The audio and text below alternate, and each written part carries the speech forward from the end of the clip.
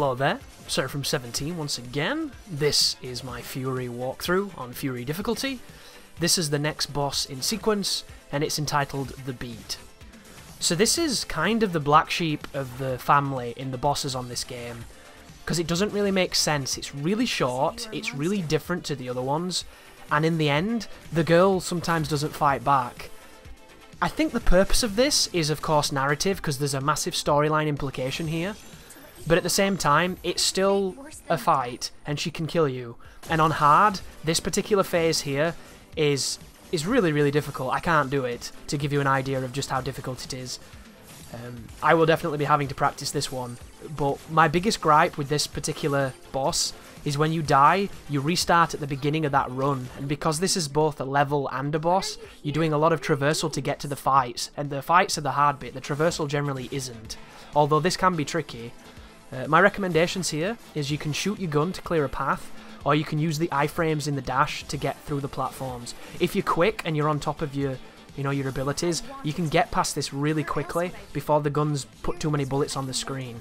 And the only thing to bear in mind here is if you get hit, it can knock you off the edge, which does extra damage. And you do not want to take extra damage in a game where when you die you go back to the beginning.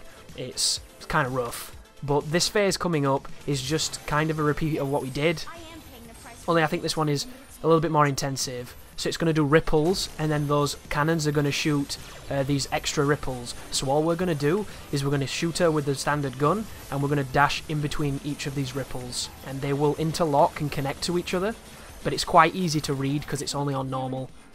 But do not take anything for lightly in this game, guys. Normal is still very challenging, still very tricky, and there's no shaming dying or getting beaten up, because until you learn how to do it, this game's very challenging, and it's designed to be that way.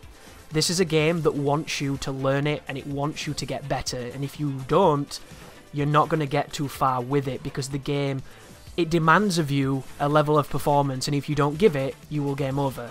And the more you play, the less game overs you'll see, and the more it will make sense. But you have to go in with that mindset, or the game's just going to punish you.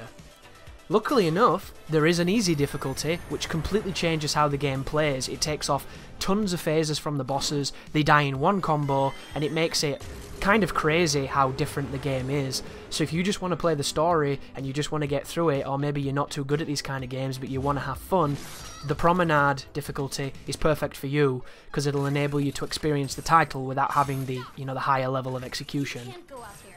But this phase right now, she can attack you, but she chooses not to every so often, so I'm not too sure what this bit's about, other than the story implications, which I'm not going to talk about out of respect for the developers.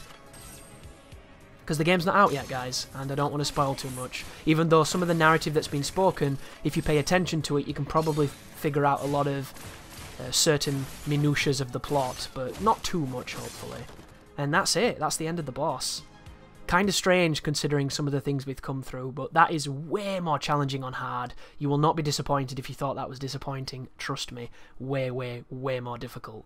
But thank you very much for watching, and you take care now.